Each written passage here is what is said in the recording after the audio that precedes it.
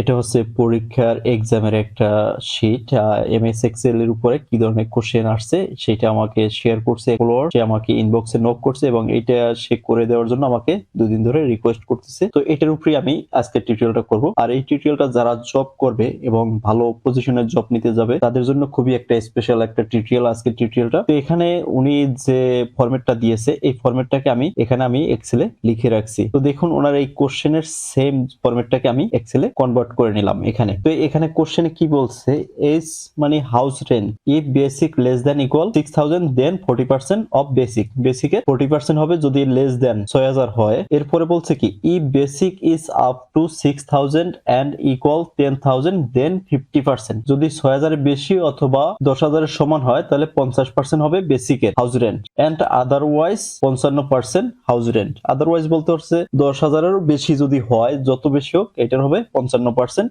House rent এখানে নিয়ে আসতে হবে। গেল এটা। এরপরে ওটিপি, ওটিপিটা কোনটা এখানে বলছে OTP if OTS up or equal 26 দেন 100 টাকা অনলি। এখানে যদি 2000 টাকা 26 টাকা থাকে ওটিএস, তাহলে ওটিপিতে এখানে আপনার 100 টাকা চলে আসবে। আর যদি 26-এর কম থাকে সেক্ষেত্রে এখানে কোনো কিছু আসবে না, ফাঁকা থাকবে।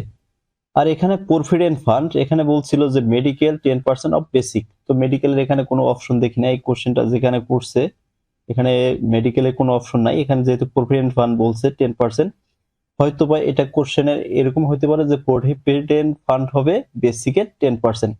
তো আমরা এখানে প্রভিডেন্ট ফান্ড 10% নিয়ে আসবো। এখানে আছে অ্যাডভান্স, এরপর হচ্ছে নেট পে। তো এই কাজটা আমরা পুরো টিউটোরিয়ালে আমরা এটা দেখব। আগে কোশ্চেনটা আমরা বুঝে নেই। পরে হচ্ছে বলছে 2 নম্বর কোশ্চেনে if amount is less than 2000 দেন 3%, এখানে ট্যাক্স আসবে। ইফ অ্যামাউন্ট 2000 টু 8000 দেন 5%, এখানে 2000 থেকে 8000 টাকা যদি হয় এখানে 5% ট্যাক্স আসবে। Amount up to 8050 then 7% of tax, এখানে যদি 8500 সমান হয় তাহলে এখানে 7% ট্যাক্স আসবে। আদারওয়াইজ যদি 8000ও বেশি যায়, যত বেশি হোক এটা 10% এখানে ট্যাক্স নিয়ে আসতে হবে। তো চলুন এই টিউটোরিয়ালটা আমরা একটা ছোট্ট ইন্ট্রোর পরে আমরা শুরু করতে যাচ্ছি।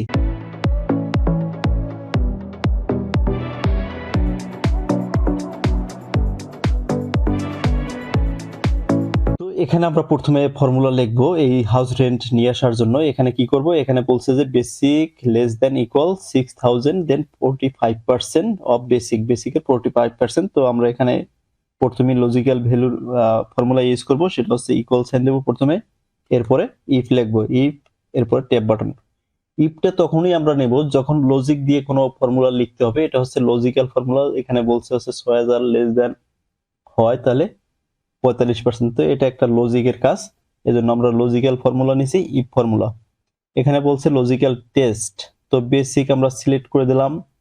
এখানে বলছে লেস দেন ইকুয়াল, তাহলে লেস দেন আমি এখানে বসাই দেব, লেস দেন এরপরে দিলাম ইকুয়াল। এই যে দেখুন লেস দেন ইকুয়াল।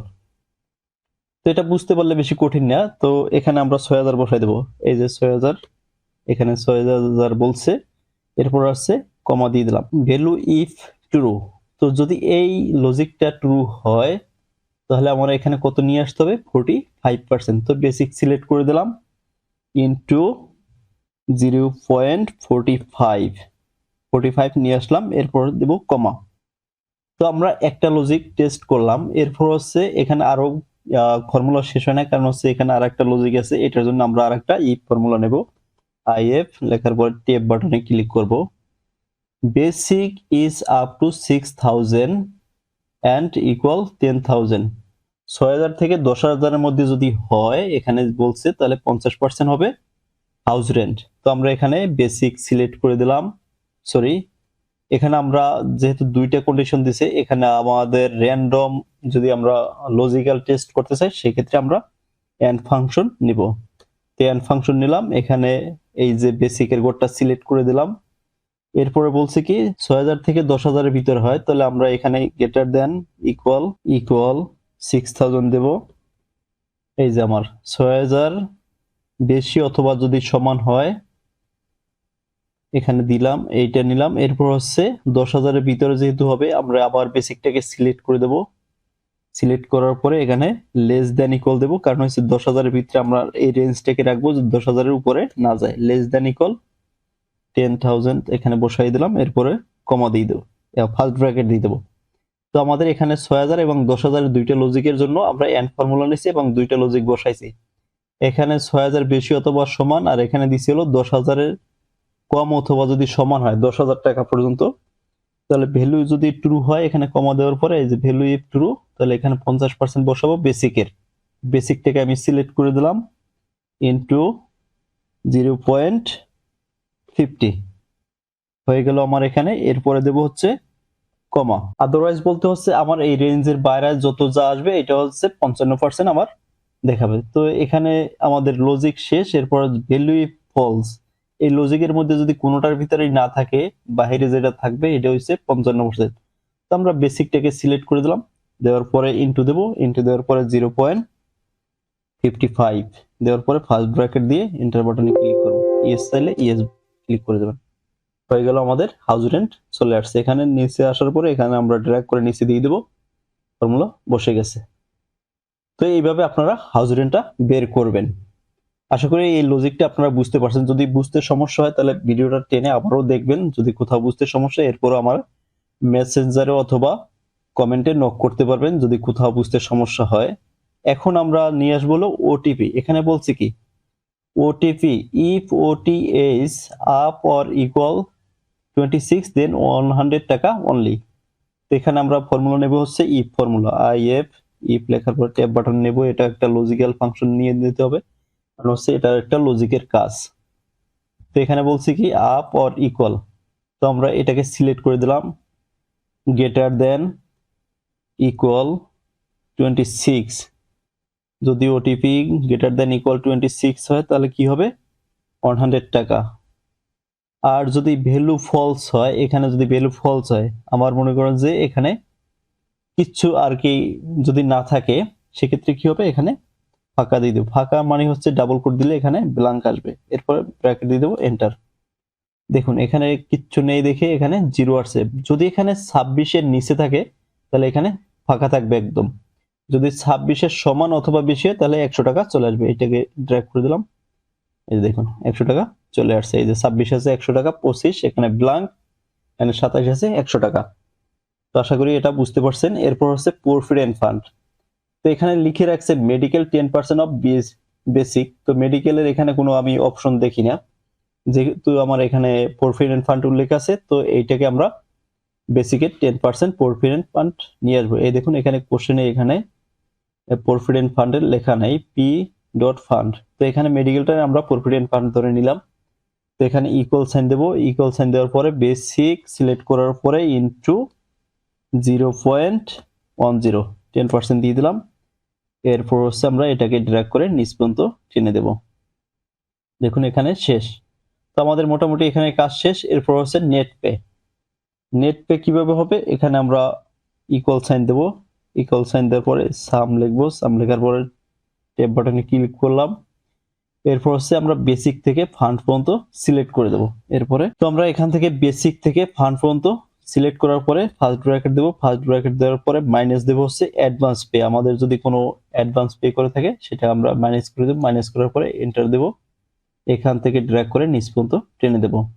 কারণ হচ্ছে যেটা আমাকে অ্যাডভান্স পে করে দিছে অলরেডি, তো সেটা আমার এখান থেকে নেট পে থেকে বাদ যাবে। তো এখন আমি যেটা পাবো, বর্তমানে যে কেসটা পাবো সেটা হচ্ছে নেট পে। তো এখানে আমরা নেট পে নিয়ে আসলাম। তো আশা করি এই কোশ্চেনে পুরোটা বুঝছেন, কোশ্চেন 1। এরপরে আমরা যাব হচ্ছে কোশ্চেন 2-তে। এখানে আমরা ট্যাক্স অ্যামাউন্টটা নিয়ে আসব। এখানে বলছে কি if amount is less than 2000 দেন 3%। এখানে 2000 এর কম যদি হয় তাহলে 3% ট্যাক্স। ইফ অ্যামাউন্ট 2000 টু 8000 দেন 5%। এখানে 2000 থেকে 8000 টাকা হয় তাহলে 5% এখানে ট্যাক্স নিয়ে আসতে হবে। Amount up to 8000 then 7% of tax, otherwise 10%। তো আমরা এখানে বলছে 8000 টাকার ভিতরে যদি 8000 থেকে আপনার 8500 ভিতরে হয় তাহলে 7%, আদারওয়াইজ হচ্ছে 10%। তো আমরা এটাও ই ফর্মুলা দিয়ে করব। এখানে প্রথমে ইকুয়াল সাইন দেবো, ইকুয়াল সাইন দেওয়ার পরে ইফ লিখবো, ইফ লেখার পরে আমরা লজিক্যাল টেস্ট করবো। এখানে লেস দেন 2000 বলছে, তো আমরা অ্যামাউন্ট সিলেক্ট করে দিলাম। এখানে লিখবো হচ্ছে লেস দেন 2000, যেহেতু আমাকে লেস দেন বলছে, ইকুয়াল বলে নাই, তো লেস দেন 2000 লেখার পরে কমা দেবো। কমা দেওয়ার পরে ভ্যালু অফ ট্রু, তাহলে কি হবে, অ্যামাউন্ট সিলেক্ট করে দিলাম, এরপর হচ্ছে ইনটু 0.03, এরপরে কমা দিয়ে দেবো।